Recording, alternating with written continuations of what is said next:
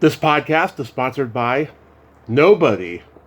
Hey everyone, this is Sonia Curtis, the peasant girl in the Monster Squad, and you're listening to Tommy Throwback Kovac on Splat from the Past.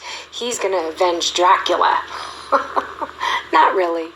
Hey dudes, welcome to Splat from the Past, the only 80s themed horror and sci-fi show where things can get totally radical. Now I have got a treat for all of you today. I will be talking to Duncan Regehr. He played Count Dracula in the cult classic The Monster Squad, celebrating his 35th anniversary. He'll be my fifth guest from the movie. He also played Zorro in the early 90s. Before that, he played Errol Flynn. He was a pretty good fencer back in the day, probably still is. He's also been on so many great fantasy and sci-fi shows like V, Star Trek The Next Generation, Deep Space Nine, so many. And it's going to be a great conversation today. He's also an artist. If you go to his website, you will find out more about that. He's a very interesting guy who's always done many different things at once. He's very eclectic, and it's going to be a great conversation. I cannot wait. He was also on Earthstar Voyager, the Disney Star Trek, with my good friend Julia Montgomery. I got to bring that up to him as well. So it's going to be a great conversation today.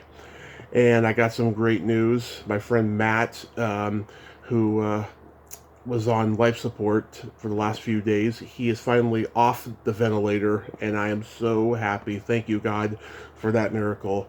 I can't tell you what a miracle it is.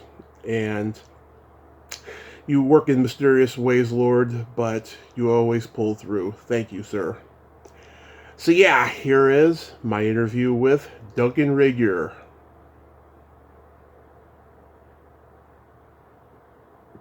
Hey, Duncan, welcome to the show. How are you today, sir? Very well, and how are you, Tommy? I am just spectacular. This is such a great honor. Thank you for taking the time today. Oh, it's my pleasure. Thanks. Absolutely. So, going back in time, I was reading that at the age of 14, you were hosting a teen talk show, and then you were on the radio at 16. That is just so impressive. How did those gigs come about? Were your parents in the business? Well, to answer the last question, no, they weren't. But yeah, that all happened long ago. I think it kind of came out of the idea was the early times of cable coming in, and one of the local producers of the cable local television show decided that I would be a good candidate for it. He'd seen me do some figure skating, and I sort of had won some competitions, and they thought, well, let's see if he can talk too. So they asked me to do this teen talk show, and I said, sure, I'll give it a go. And I had everybody on from ballerinas to hockey players, and just interviewed them. And we also had music, the music of the time, which was basically everyone was enthralled with the Beatles as they are today. So it was sports oriented. Not really. Well, I mean, it came out of sports, yes. Right? Yeah. That's what you mean, yeah. And so you were also doing that on the radio? Out of it. I don't know why. I don't know why they thought it was, I would be a good candidate for it, because they knew nothing else about me. That's pretty interesting that they didn't see you on stage or something first, and they saw you figure skating. That's pretty... Yeah, I mean, that's where they came from with it. They may have had some knowledge of theater. I was involved in dramatic stuff at school, so they may have had some knowledge of that. It's a long time ago, kind of hard to remember. What age did you start gravitating toward acting? Well, pretty early on. I think, when I was about 12, I became interested in it. My mother was very keen on literature, and she always made sure we had lots of books, and we all us kids learned how to read by the age of 4, and, we loved it. We spent most of our time in the library, so I became enthralled with literature and poetry and just speaking. I knew that I was going to be an actor by the time I was 12. So, yeah. Yeah. Did you see any movie stars that personally influenced you? There were programs that I liked. We didn't have much television back then, but in the movies, I liked the classics more than anything else. I think a lot of The Lion in Winter, that kind of thing. Beckett was a good one, or other films too. Peter O'Toole stuff. Yeah. Yeah, he was an amazing actor. Yeah. So during that time, you were also figure skating and painting early on as well? Well, painting for sure, and figure skating, yeah, which I let go of because I really didn't have that much interest in it. It was just something that I could do. But yeah, definitely painting. I knew from a very early age that I was going to be an artist, and that was pretty much the prime focus of my life.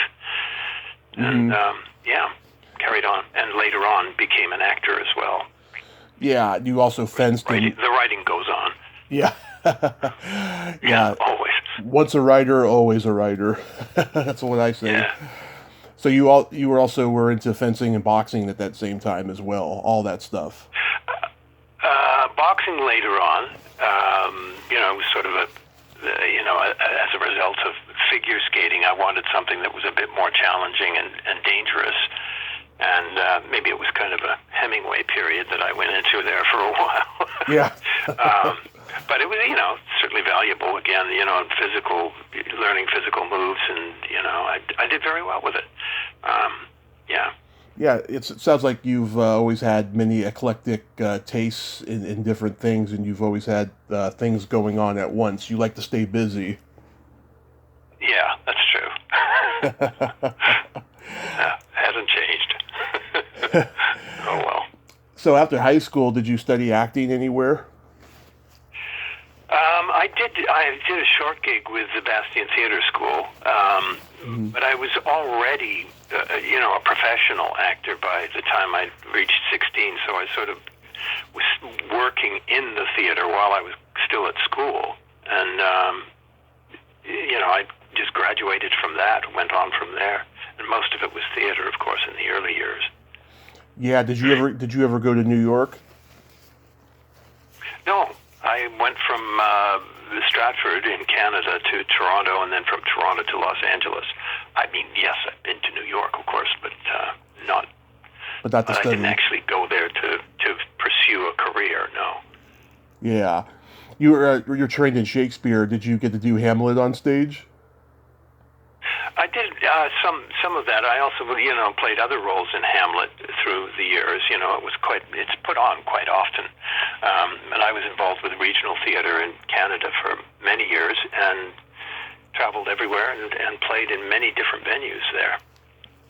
In the late 70s, you were in a controversial play called, how do you pronounce it, Equus?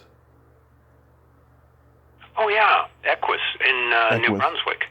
Yes. Yeah. And somebody got offended during a performance or something? Yeah, it was pretty funny. I mean, we were touring around the province with this production of Equus, which was sort of controversial at the time because it had nudity on stage, and it was sort of not accepted back in, I think it was, when was it, 1977? Probably. But yeah. Yeah, they probably... we had... Go ahead. Sorry, we had, lineups outside everybody wanted to see the play, but at the same time, there were that many people in every city and town that we visited that were offended by the play, even though they hadn't seen it or even read the play. They were offended by it because they'd heard that there was nudity on stage. So they were out there with their placards and everything, giving us plenty of advertising, of course. Yeah. So it was good for the play. But I recall one guy actually stood up in the middle of he was so offended, he had to stand up in the middle of the audience and say, "Why don't you screw the horse?" Yeah. Out of this house. And I thought, that's okay. Yeah. Possible. Wow. It was pretty funny, though, that somebody would be so offended that they would say something like that, and then he stormed out, Yeah, I personally have never seen anyone interrupt a theater show before, and I don't know why anybody would do that. People put so much heart and soul into the work. That's just something you don't do. You don't interrupt somebody's theater. Yeah. Oh, no, I know. It was a good time, though. I mean, it was crazy times. People were just, it had kind of snowballed at that time into sort of, those who were upset about it, and then those who were sort of revered the whole thing. So you had that combination in the audience. Yeah, it didn't quite reach the level of Oh Calcutta infamy. No. It was a long time ago, though. Good fun. It would be much worse now with the internet. Oh, sure, yeah. This nudity on stage is really well accepted today. Absolutely. I think, yeah. In 1979, you did your first TV series in Canada, Matt and Jenny. I never saw this. What was that experience like? It was great. Because most of it was done outdoors. It was about a frontiersman with these two little kids who were going across North America searching for their parents. And I played this frontiersman named Kit, who was a scout and a real woodsman. And there was a lot of canoe work and running through the bushes and horses, and it was good fun. Yeah. And after that, I left to go to Los Angeles. Yeah, Megan Follows was one of her early roles long before Avonlea. She's a very talented lady. Yeah, she was a very precocious child, too. Yeah. She was really destined to get on with it, for sure. Yeah, I heard her in a podcast interview recently. Nothing has changed. She's got a mouth on her, that woman. Oh, yeah. Yeah.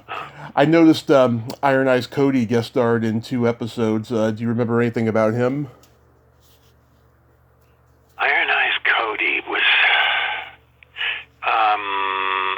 yes, he was a kind of a professional First Nations person. Yeah. Because he was actually Jewish. Right. And, the old country, I think. I'm not sure now. Or New York, at least, I think. But, again, it's a long time ago, so memory doesn't serve. I do remember him doing the commercial as well, where he wept. Mm-hmm. Wept for whatever it was, a commercial about throwing rubbish around or something. I think. The Crying Indian. Yeah, the Crying Indian. He was the Crying Indian. Yeah. Yeah, he made a career out of playing Indians, and so many real Native American Indians praise him for his portrayal because he portrayed it in such a positive light, and it wasn't a negative stereotype. Right, always, yeah. As far as I know, anyway. Yeah. In 1981, you guest starred on an episode of The Greatest American Hero. I grew up watching this show. I love it. I remember that episode, too. How was that experience? Not great. Really? No, not really. It was, probably the first thing I did in Hollywood, but it was good from the point of view that, it was produced by Stephen Cannell, and Stephen very kindly gave me my first H2 so that I could work in the United States. And, the job was sort of a token job to get myself started in the world of Hollywood. Oh, yeah, he got a lot of people started, and his mind as a writer was just brilliant. He was a savant, a real savant when it came to writing. Yeah. Oh, yeah, we got to be pretty good friends and, always spent Christmases together with various people. Oh, that's sweet. Yeah. William Catt, I met him 5 years ago at a convention, and I showed him a picture of my dad because they looked like twins back in the day. And he took one look and he was like, wow, I could be your uncle. Wow. Yeah, he was pretty cool. Yeah, well, most of my stuff, I think, was with Robert Culp, but the late Robert Culp. Oh, yeah, I heard he could be difficult. Yeah. Yeah. He was, interesting. Yeah. Then you did a miniseries called Goliath Awaits. How was that experience? Oh, wonderful. We shot it on the old Queen Mary, and which was, dry docked, of course, and used that as the ship that had sunk to the bottom of the ocean, and where everyone had created their own sort of little civilization and survived. And it was fascinating. And I worked with a lot of really wonderful people, and it was really the real beginning in Hollywood for me was that particular show. Yeah, you had Kevin Connor, and it had Robert Forster in it, Christopher Lee, the late Frank Gorton, Emma Samms. Oh yeah, Mark Harmon, Eddie Albert. Mark Harmon, that's right. Yeah, quite a cast. Yeah, and even another Dracula, Christopher Lee. Yeah, Christopher Lee. Yeah. Yeah, did you interact with him? Oh yeah, we used to ride to work every day. Wow. Same car. Yeah. Wow. Yeah. Did when you got the role of Dracula in the Monster Squad, did you call him and ask him for any pointers? No. But I'd certainly seen his version of Dracula and Bela Lugosi and some of the others that through the years, as a young person, I watched a lot of the horror films and enjoyed them, the Hammer films, and and certainly taking those iconic sort of aspects of Dracula, were applied to what I did with the character, although I added my own spin on it. Particularly the Bela Lugosi Dracula, was I heard fairly austere, and that is the traditional Dracula that people think of in terms of film, I think. Yeah, I heard later he came to resent Dracula, and like when he was asked to host Saturday Night Live, he said, "I'll do it on one condition, that I don't get to play Dracula in a sketch." Instead, they made him a mad scientist. Good. Yeah. Yeah. They had to keep some of that horror continuity going. Yeah. How about the blue and the gray? That was Arkansas where we shot that. Mm-hmm. Yeah, it was an interesting part to fall into. Again, I literally found out that they'd asked me to do it the day before I had to leave, so I didn't really have much preparation for it, and I think I did the worst Southern accent I've ever heard. Because I really hadn't spent any time for research on the role, so I just did what I could do. I jumped into it and went for it. That's all. Yeah, Andrew McLaughlin directed. He was like the king of British war films for a long time. What was he like? Great. They were all great people. We had Stacy Keach. I remember billiards with him in Arkansas. A couple of people I've interviewed: Penny Pizer, Dan Shore. The legendary Sterling Hayden. That guy was a force of nature, from what I heard. Yeah. That's so funny. You are my second guest from Wizards and Warriors. I got to talk to Walter Olkowitz in 2018. God, what a sad ending to that guy's life it was. Was that a fun show to do? Yeah, I had more fun with Clive Revel, than being evil. And, we actually had these bumper stickers made up at the time. Villains have more fun. And we were giving them out all over Warner Brothers lot. And we had a ball. I mean, we really, really enjoyed each other and the repartee between the two characters. It was a lot of fun. And of course, it was very camp, very over the top. It was great. Yeah, why do you think the show didn't last? Well, there were a number of reasons. I don't think that we were quite ready for that show. Mm-hmm. What's his name? Head of CBS at the time really, really liked it very much. His wife, Mrs. Palin, loved the show. So that kind of kept it alive. But the Warner Brothers people, Harvey Shepard, I think it was there then. then, and he didn't understand the show. So the thing kept moving. The series placement was always very different each week. It never had a chance to grab an audience, putting it on at different time slots, and that never works. It might work better today because people are, onto these things now, but back then, switching it around like that just never gave it a chance, and it was because he didn't understand the show. Everyone else did, but he didn't. So.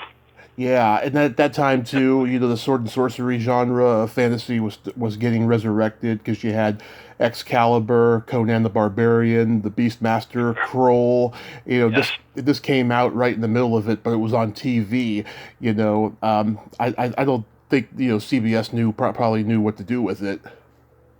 Yeah, they didn't. It was really clear that they didn't have an idea where to go with this thing or what to do with it. If they just left it where it was in one spot, I think it would have stood a better chance of continuing on, because the people that actually watched it were very devoted to it. And Jeff Conaway got to flex his dramatic muscles after doing Taxi. Yes. Yeah. Well, yeah. It was great. We did a lot of sword fights together and had some fun. Yeah. Awesome. Then in 1985, you played Errol Flynn in a biopic. Were you a huge fan of his? Yes, I was aware of him. I wouldn't say I was a huge fan, but I'd certainly seen some of his films. But I think it was a bit earlier that we shot that. I think it might have been 1984 that we shot that.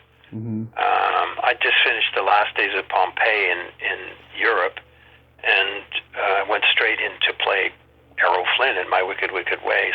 Again, I didn't have any time to prepare for the role, other than to, I read his book, his autobiography, and I watched many of his films in preparation.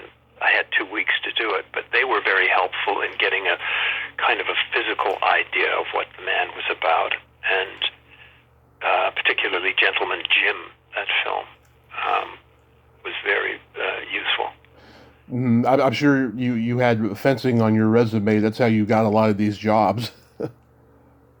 Well, yeah, I think it helped, for sure, for all of them. And ultimately, as Zorro, it was very beneficial. Did you watch a lot of his movies in preparation? Who? Of Errol Flynn? You mean Errol Flynn? No, as I said, I watched several of his films to get to know, to try and get into who he was. I read his autobiography, but who tells the truth in those things? Yeah. So you get some kind of idea of a sense of humor and how he would play things, and that's what I had to go on. I had 2 weeks to prepare for it, and so I did I came up with what I did, and it went well. Yeah, Captain Blood is a masterpiece that still holds up. You had to have watched that movie. Yeah. Yeah, I certainly did. But as I say, Gentleman Jim was more beneficial to me, the boxing film. Did you get any feedback from his family? Yes, tons of it. Oh yeah, lots of it. They were very pleased, and I was pleased that they were pleased. So, yeah. In fact, one of the producers on it, I think she was a niece or something related to a woman named Doris Keating. She was one of the executive producers on it. And I also got to spend time with the late James Bacon, who was a journalist, who was pretty much Flynn's best friend. And he was there and really answered a lot of my questions about, Flynn and how he behaved and, what was true and what wasn't true about him. I've talked to several people from V. How was your experience on that show? I really enjoyed working with Jane Battler. Was a lot of fun. Remains so. She's a great gal. And Mark Singer. Yeah, really great guy. And I had a ball. Yeah. Yeah, I talked to people who were on there before you, like Diane Savita, who played Robert Englund's wife in the early episodes, Vivica Davis, and Richard Hurd just before he passed, like 2 weeks before he passed. I got to talk to him. and they all love being associated with the show. I tried to get Kenneth Johnson on here, and at the time, this was just before the pandemic, he was working on a reboot, but it didn't come to fruition because of the pandemic. Yeah. Okay. You were on there when Bruce Davison was on there, though. I've met him. He is such a great guy. Yeah, I like Bruce too. Yeah, we became friends and certainly socialized. And yeah. Yeah, have you seen him lately? Not lately. Actually, I think he was at a convention I was at, but I was going to go over and say hi, but we both got really busy and just never had the time. Oh, that's unfortunate. What was that? I'm just thinking. Yeah. It's probably somewhere in the Midwest or something. Yeah, I can't remember. They kind of blend together after a while. So how do you get cast in the Monster Squad? There were a number of readings or auditions and discussions with Monster Squad, with Fred Decker and Shane Black and Peter Hyams and others. I don't know, they were trying to make up their mind between myself and the other actors that had come in, and so there were several readings I went through with them. Mm-hmm. Now, you were coming from mostly television. Were you looking to get into movies full time at that point? Sure. It was to do movies, to do television, to do whatever, or theater. Yeah, pretty much anything. Did Fred Decker see you in anything that piqued his interest? He never mentioned it to me if he did. So, yeah, it was just, I don't know what he might have seen before that. So he thought that you were the better of whoever auditioned for the role. Yeah, maybe. I don't know. I think so, probably. I think they thought I was evil enough. Yes. So going back to the interpretation of Count Dracula in this, did you study any of the other guys like Bela Lugosi or Frank Langella or whoever played Dracula before? I'd never played it before.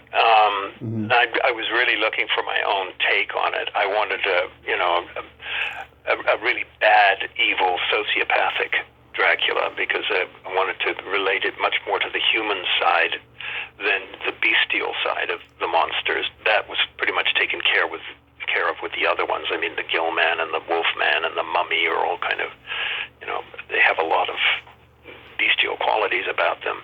And I wanted Dracula to be more of a sociopath who had an agenda, who knew what he wanted, but also to, temper a lot of his evilness with a kind of camp sense of humor. But at the same time, also retain all of those historically iconic aspects of Dracula, with the costume, that helped for sure, and then a certain, bearing worked for that, I think. But that's really what I was after. The most evil really comes from human beings themselves, and I think that's what I wanted more than anything in that character, that you thought of him as being some sort of a human being, not a very nice one.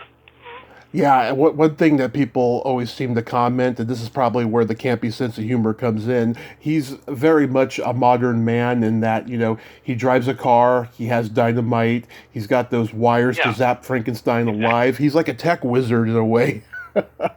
Yeah, sure. Yeah, was that part of the discussion when you were preparing for the role, as far as sense of humor goes for Dracula? Well, I was always bothering them to get the lines that were, the right lines for what we wanted, or what I wanted out of the character anyway. I mean, I think Fred probably looked at the character and wanted more bestial qualities at the beginning, but, as we went along, he came around to the understanding that we had to, there were other finer things that could be done with the character than to just have him gnashing his teeth all the time. So we came up with these lines. Shane Black was very helpful with that, with coming up with good lines, and so was Peter Hyams. He was very wonderful to work with. Yeah, you got some pretty funny lines in the movie too, like when you say to the wolf man, "How would you like to be something more comfortable?" Yes. Did you Yeah. did you do any improvisation? No, there was pretty structured our work at this thing. I put my own take on things and played around with it once we got on the set. But we stuck to the script, the lines, and yeah, it was pretty close to that all the time, I think. So it was in the script when you said, "Give me the amulet, you bitch." Yeah, and I think that at the time, was pretty scary. I guess it still is a little bit, grabbing a little girl by the throat and calling her a bitch. It's pretty unpleasant. But yeah, at the time, I think it actually bumped us into the next category, film category, and as a result, kids couldn't go and see that film unless they were accompanied by an adult. And I think that really hurt us at the box office. Yeah, I mean, I grew up watching the movie on HBO as a kid, and I love how it's like the Goonies meets horror in a way. And I always knew the movie would have a huge cult following because the Goonies had a huge cult following, but at the time it didn't make as much money as the Goonies because the Goonies made 60 million at the box office. Yeah. Yeah, it wasn't the right time again for that movie. But later on, things changed. I mean, it's really very much a cult film and has survived. I think generationally, it's I get people. I go to a convention or whatever. I've got the grandparents there, the parents, and little kids. So everybody's into this movie, and the audience seems to be growing, not getting less. There are more and more people all the time. I know. I've talked to Andre. I've talked to Ryan Lambert. I've talked to Bobby Lesser, who was one of the dads. I talked to Sonia Curtis, who was the peasant girl at the beginning. They are all proud to be associated with the movie, and they are just overwhelmed with love whenever they get recognized or go to conventions. Mm-hmm. You know. No, it's true. There's a lot of people that are really attracted to it, very, very much. And I think, what Andre has done, in terms of promoting it with his documentary is wonderful. He's been very much attached to this movie throughout his life, I think. And he's done it proud in terms of, making the public aware of it. Absolutely. And yeah, we all know how inaccurate IMDb can be, but it said that Liam Neeson had a part that was cut. Is that true? I have no idea. I mean, I know he was around, and I know that they were interested in him, but I don't know. I saw one of the producers saying that he wasn't evil enough. I don't know what that means because he's a fabulous actor. Oh, I love his stuff. One of the greats. You can always count on him. He's good. Yeah, one of the greats. I don't know where that comes from. Oh, for sure. But then again, the best were always told that they weren't this enough or that enough, and so they always proved them wrong. Yeah, well, sure. Yeah, sure. It's just a question of what they're actually looking for in a role. There have to be specifics that the producers want, and if you fit that bill, it doesn't really have a lot to do with acting. In a way, it's just a manner. Yeah. What was it like working with Tom Noonan? Well, he was very quiet for the most part. But there's one scene that it actually is one of my favorite scenes in the film, where it's just talking with the character of Frankie, and it's one of my favorite scenes. Yeah. Yeah, he had a lot of makeup on, and he had to, it wasn't an easy process for him to deal with, I'm sure. But he survived, and he's always good, in a lot of these different types of roles I've seen him in. Yeah, also John Grise, he's so talented. Yes, yeah. The old scary German guy, Leonardo Camino, what was he like? Well, I didn't really know him that well. I mean, we'd talk to each other and say hi, but I never really got to know him. He was kind of there and then gone. Yeah, he brings so much to that role. He's just Yeah. so wonderfully creepy, and he loves his apple pie. Yeah. Oh, good. And then you worked with a good friend of mine, Julia Montgomery, on Earthstar Voyager. How was that experience? Yes, that was back in wow. When was that? Can you remember? I think it was shot in '87, but it premiered in '88. Okay, got it. Vancouver, shot in Walt Disney Pictures rather. Yes, that was it was a lot of fun, and she was a lot of fun. Oh yeah, there's never a dull moment with Julia, with that very distinctive laugh she has. Yes, exactly. You could always count on that. Yeah, we both agree it wasn't a really good show. It was kind of like, Disney Star Trek in a way. But, yeah, she turned down Revenge of the Nerds 2 to do that show. Oh. Yeah, she didn't like the script and everything, but she said looking back, maybe she should have taken it, and maybe it would have been a different outcome. But she said she liked you, and she liked working with you, and Brian McNamara and Maggie Langrick. Oh, yeah, he's a lovely guy. Yeah. Yeah. Yeah. And Jimmy Goldstone, the late Jimmy Goldstone, who directed it, and that's sort of the reason why I did it. Oh, did you work with him previously? I'd known him previously, and wanted to try working with him. And of course, there were other things that we tried to work on later because we became good friends. And that was my basic reasoning behind doing it. How was guest starring on the '80s reboot of Alfred Hitchcock Presents? You're saying all these things. I'm trying to remember what it was like. Michelle Phillips. Let me think. Michelle Phillips of the Mamas and Papas. Michelle Phillips, yes. Yeah, that was fun. We had a good time together on the bearskin rug in front of the fire. That was good fun. Yeah, Lisa Scroggie, I just interviewed her. She was in that. Peter McNeil, he's a painter as well. Yeah. Yeah, that's cool. How about Pat Garrett and Billy the Kid? I loved that picture. It was Gore Vidal's Billy the Kid, and meeting him was wonderful, of course, because I've always enjoyed his written works. Oh, yeah. Yeah, and it was an interesting project to do at the time because I was also working on a series of paintings and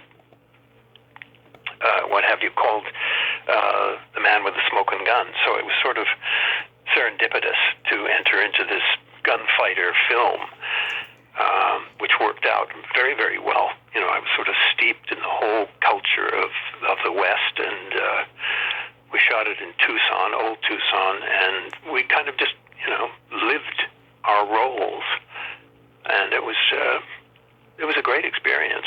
And we had some wonderful actors on there, Val Kilmer and Renee Aubergenois. Oh, yeah. Ford Brimley, yeah. Yeah, Val Kilmer was he'd just come off a Top Gun and Willow, so he was starting to become an A-list star at that point. Was he good to work with, or was he a challenge? Because I've heard that he could be a challenge. He was challenging, I think, in a lot of ways.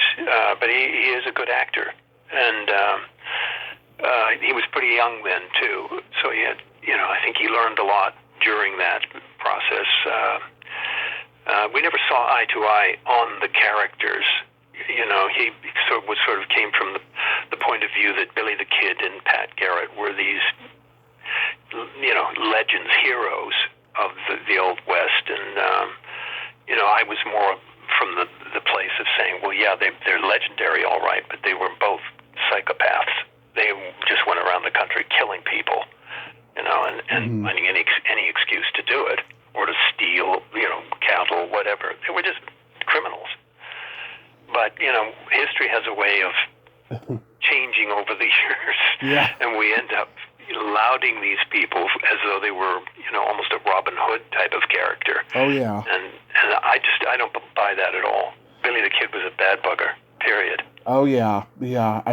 I think they call it revisionist Western, you know.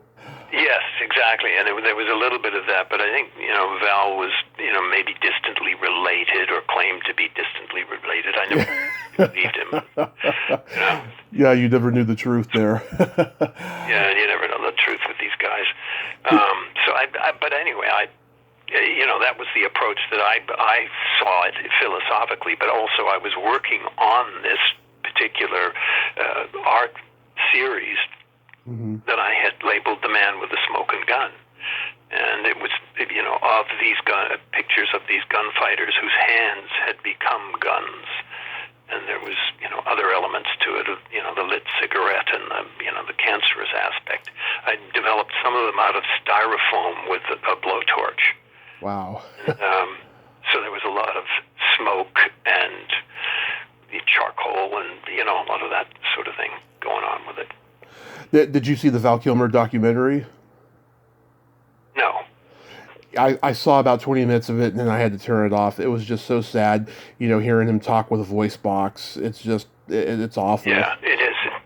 Yeah, it's very sad what happened. And, although I think they can piece things together now, to create his own voice again, at least for film, Yeah, but it was just so sad seeing that. But it got high praise, the documentary overall.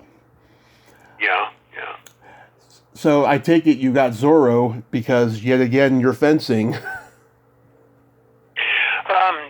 Well, I guess a number of things. It was. Yeah. I don't think that's why I got the role. No, it was one of the things that it was beneficial to the role, but it was. It was really, again, an audition process and talking things over with producers, and the physical aspects of it, were just another part of it. Being able to ride, being able to sword fight, being an physically active part of it is very important. But more than that is, finding the character, and there was a lot of exposition and dialogue for both characters, Zorro and Don Diego, and I was going to, you sort of have to do the balance between those two characters, and there was a lot of material to learn. Yeah, did they have the Disney Zorro on TV when you were growing up in Canada? Yes, they did, but I didn't see much of it, as I say, because we didn't have television. Right. Guy Williams, yeah, he was pretty good, the way he played Zorro. Yeah. And of course, I think that's probably what the producers were, well, in fact, I know they wanted a sort of not huge differences between the Crusader Zorro and the, man about town, Don Diego. They wanted, kind of a relationship between the two. And, my initial approach to the role was to have Don Diego be much more of a nerd, like a Benjamin Franklin type with, blonde hair and pince-nez glasses and sort of very bookish, and then do the transformation into Zorro. But they didn't want that much of a divide between the characters. So I ended up doing what I came up with. Yeah, after George Hamilton had kind of desecrated the character with Zorro the Gay Blade in the early 80s, I guess they wanted... Well, yeah, he did a nice job of sort of doing a very camp, gay version. Comedy. It was over the top and everything, but audiences I think liked it. But Zorro and Don Diego, the Don Diego side of the character, traditionally was portrayed as someone who was sort of foppish, as they would call it. At least that, that side of him, so that you wouldn't make the leap to thinking he would be a man of a crusader or a man of action. Yeah. Was it shot entirely in Spain? Yes, in Madrid, just outside of Madrid, in a place called Colmenar. Mm-hmm. How long did you have to be there, like, throughout the year? Not that long. I mean, well, long. It seemed long, but I got to travel around in the hiatus periods, and spent a lot of time moving around Europe and visiting various places. But yeah, it's on a really tough schedule. Did you get any mentorship from the legends Ephraim Zimbalist and Henry Darrow? Well, we used to have a good laugh together, if that counts for any kind of education. Yeah, I mean, there were legends. Henry Darrow was on The High Chaparral, and Ephraim Zimbalist was on the FBI and 77 Sunset Strip. Yeah, I mean, I'm sure they had a lot. We of... all Go ahead. Yeah, we had lots of fun together. We just, went out to dinner, and I think Ephraim was really interested in golf. But it was also my schedule. I didn't have a lot of time to spend with anybody. Yeah, because you're like in almost every scene.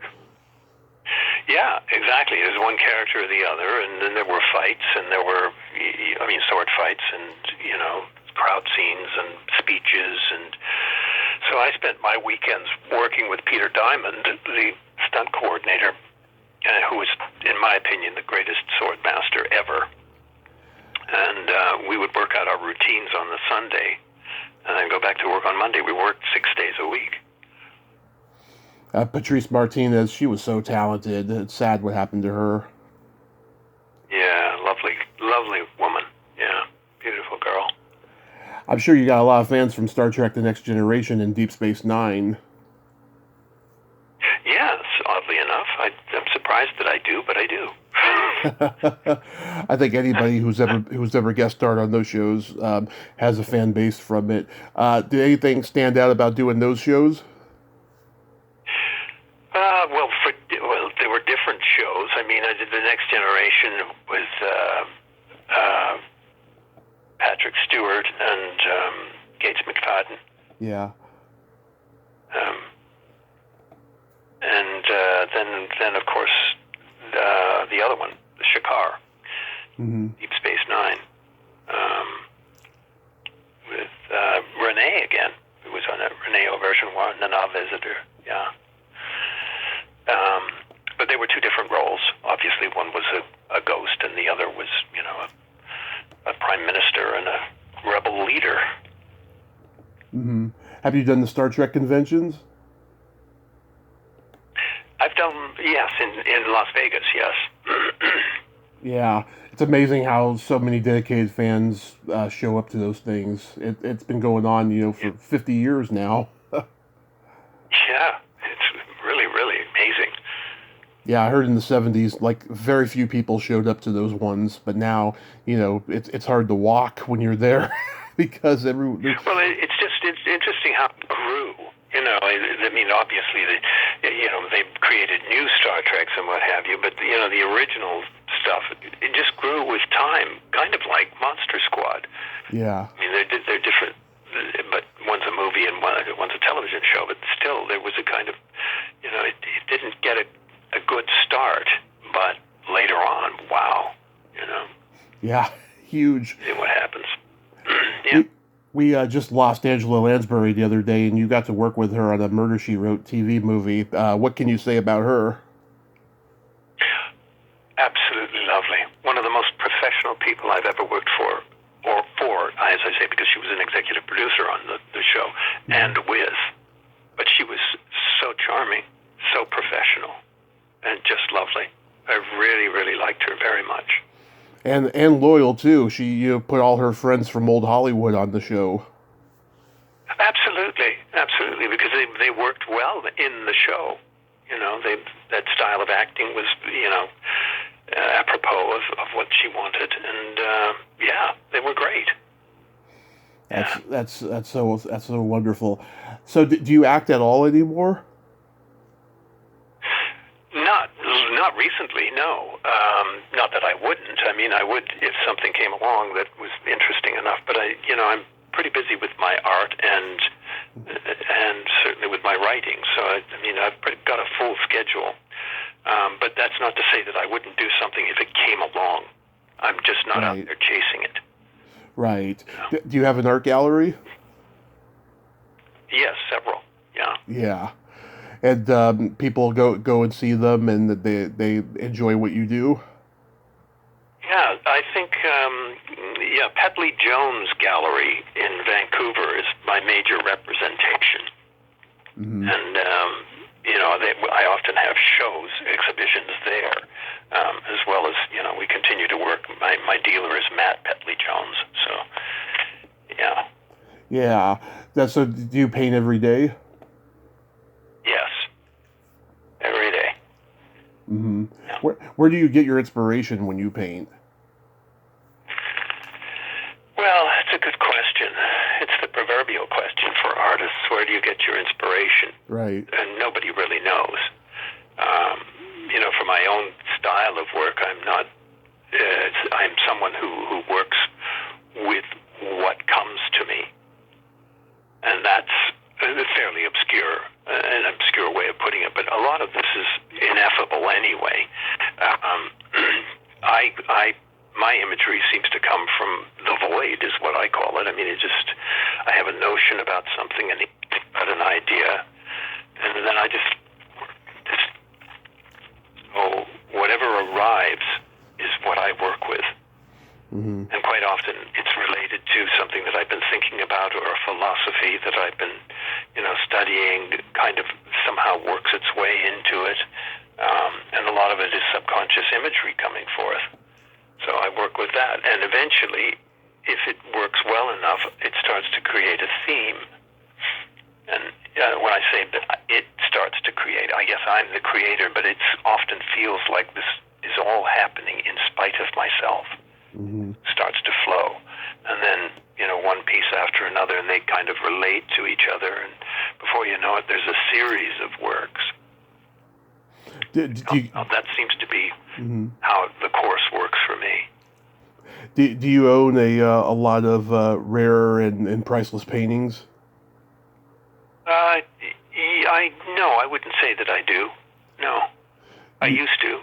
I don't anymore. It was a passing interest. Yeah. And no, I don't anymore. Yeah, art auctions. You used to go to those? Yeah, a long time ago. Yeah. Yeah. I don't anymore, though. I'm too much into working with my own stuff and my own philosophies and my work, which is related often to my paintings, and that's what I do. And my lectures, the same thing. Oh yeah, so you lectures on art? Yes. Yeah. Yeah. On art, but more specifically my art.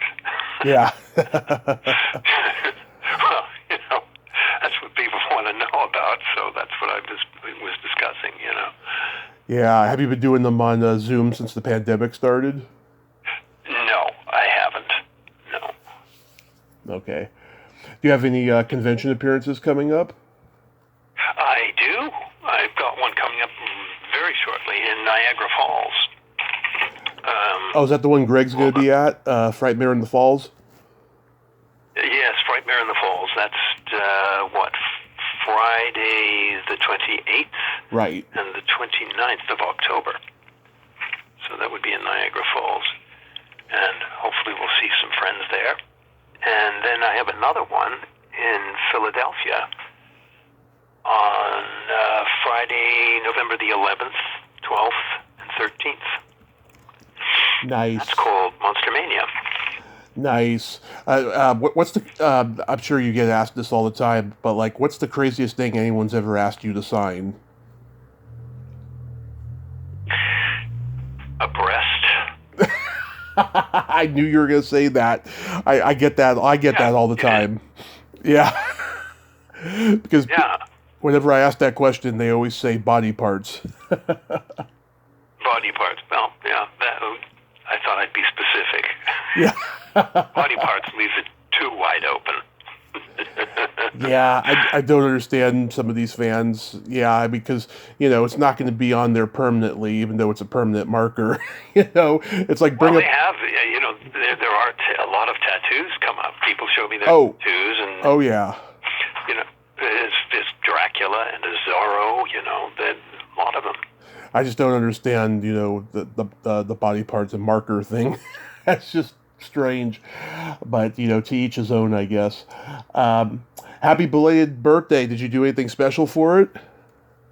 Oh, I spent it with family and had a good time. Yeah. Yeah. Thank you. Absolutely. Well, Duncan, I want to thank you so much for coming on today, and I hope I get to meet you at a con someday because I just think you're such a warm and generous man. So thank you so much. Oh, bless you. So are you. There you go. There's two of us now. I try. I try. Don't we both? Yeah. Well, I hope to see you there too. You going to make it to Niagara Falls, you think? No, someday I will go to Canada because I got friends up there that I'd like to see. Oh, I see. But Okay. no, I won't be attending Frightmare in the Falls. But I'll hear about it from Greg later. Okay. You have a great time up there. Be safe and have a happy holiday season. Oh, thank you, and the same to you. My pleasure. For having me on. My pleasure. Have a great day. Thanks. Bye-bye. Bye-bye. Well, there you have it. Duncan Regehr. Ain't he a cool dude? Oh, what a nice man, huh? Go to his website, www.duncanregehr.com, and take a look at his art. He's a very talented artist. And go see him at Frightmare in the Falls end of October in Niagara Falls if you happen to be there, or November 11th at whatever that con is in Philadelphia. I'll find it. He is such a great guy. I love talking to him. Well, until next time, this is Tommy Throwback Kovac saying there's no shame in living in the past because the present sucks. Later, dudes.